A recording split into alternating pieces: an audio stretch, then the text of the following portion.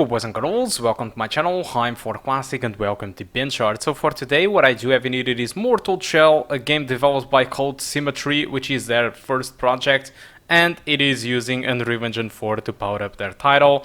I think this game had a beta before, but I let it slip, so I'm sorry for not testing it before.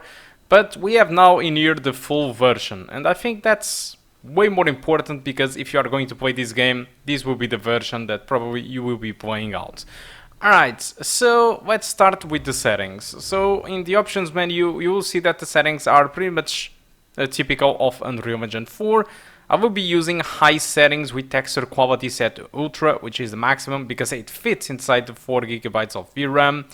And also there is some weird options like this indie mode, which pretty much makes everything just pixelated. I don't actually see the point, since we don't even get improved performance in this, but alright, let's just disable this. It's a fun option. Alright, so and you can disable motion blur if you want, you have VSync, and you can cap the frame rate from 30 to 144. So looking to the requirements, I'm going to point out in here the recommended. So they do recommend a Core i7 or an AMD Ryzen 7. They don't really specify each generation they are mentioning, which I think it is very important, but alright. So they also recommend 16 gigs of RAM and the GTX 1070 or an AMD Radeon RX Vega 56. I'm not really sure what they are going to try to aim with this recommended, but if I had to guess, I would say that probably 60 frames per second 1080p at ultra settings. But this is the performance that I did got. So with ultra settings at 1080p, I got an average of 59 frames per second with a 1% of 46. The high settings, the settings that I'm using in here, I got an average of 70 with a 1% of 56, which was in some occasions of the map, like for example, when there was too much water or anything like it, the frame rate was a little bit more demanding and did drop from 60. And at median settings, what I did got, it was a fully experience above 60 frames per second, but the downgrade it is quite obvious, so that's why I decided to stick with high settings.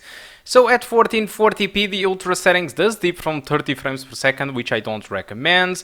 The high settings and median settings, it was a little bit weird because the performance was very similar in this test. I'm not really sure why, but what I do know is that both of them deliver frame rates above 30 frames per second. So wrapping all these results, as you can see, the only setting that provides a fully experience above 60 frames per second it is 1080p median, but I decided to go with the 1080p high since it still remains above 60 frames per second for the most part, and there are just some drops here and there thanks to the water.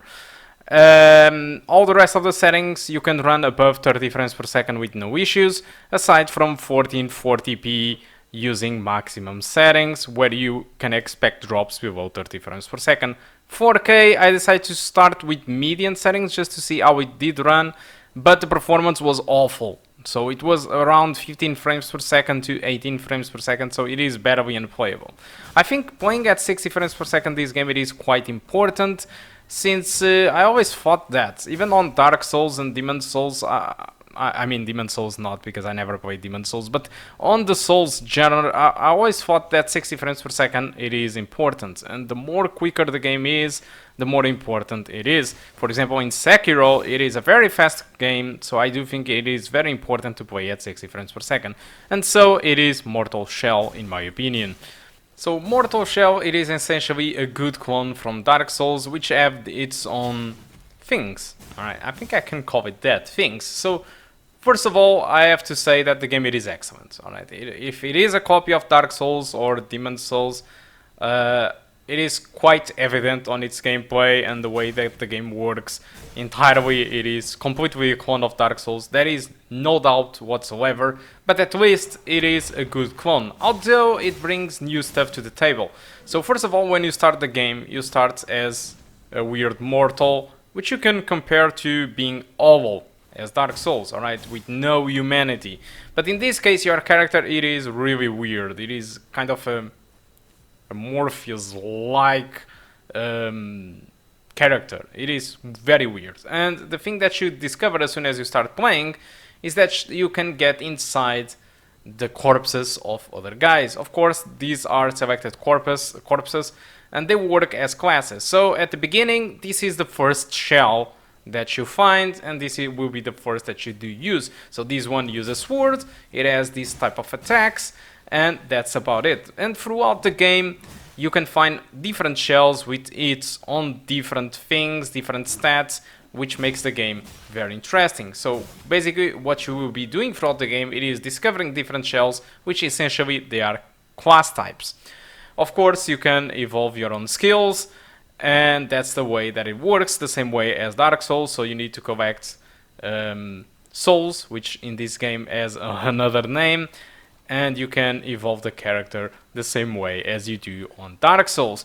So the same thing applies to when you kind of die in this game. So when you die, you get back to the checkpoint. Every enemy, it is alive again, and you need to retrieve your own soul, and that's about it. You get your souls, okay, again to your character, and well, it's exactly the same thing as Dark Souls. The difference in here, it follows a little bit more like the Sekiro type of dying type, because you can die one time, and what happens really is that you get out of this shell, you get expelled from this shell, alright, and you have a kind of some seconds to get inside of your shell again, because obviously without the shell you are just a weird character with no HP. So if anybody hits you with anything, you will die immediately, and there is no second chance for you. So the difference is,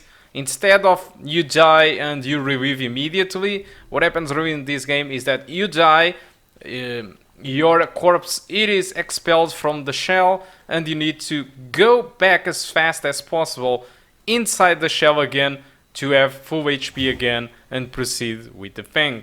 And this opportunity, it is just one time until you get to the next checkpoint. So if you think that you are going to get expelled again from the shell more than one time, it is not going to happen. You will die immediately.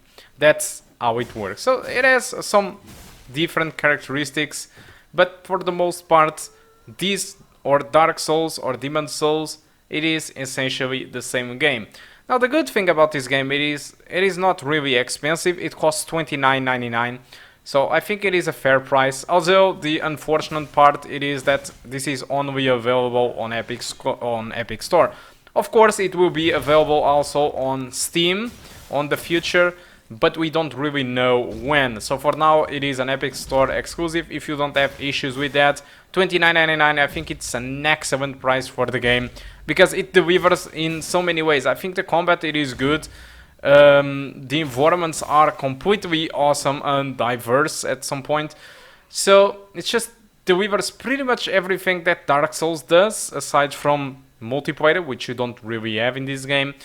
But it works really well. The only downside, it is really, the environments are great at all, but it feels kind of inside the same world as Dark Souls, and that's really the disappointing part. I know that this is pretty much a big clone from Dark Souls with its own things, but still the environments are more or less the same, and that really pisses me off. They are very well done, alright, but it is more of the same, and that's what you should know about. Because, for example, the Surge have that futuristic look, so there are many Souls games that have its own thing, like for example the Hell Point that we tested recently, it was on kind of space, alright, and it was what I could say like a Doom style environment.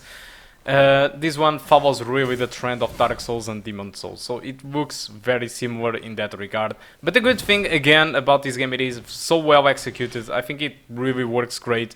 It is possibly one of the best indie Dark Soul-ish games that I've ever seen, and honestly it deserves all the money. $29.99, it is the perfect price for this game in my opinion.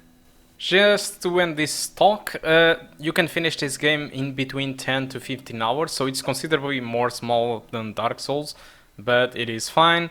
And on Metacritic, the game I've scored 77. Alright, so it's rather acceptable in my opinion. So I think that's all that I want to talk about Mortar Shell. Hope you keep enjoying the rest of the video, and I do hope to see you soon. Goodbye.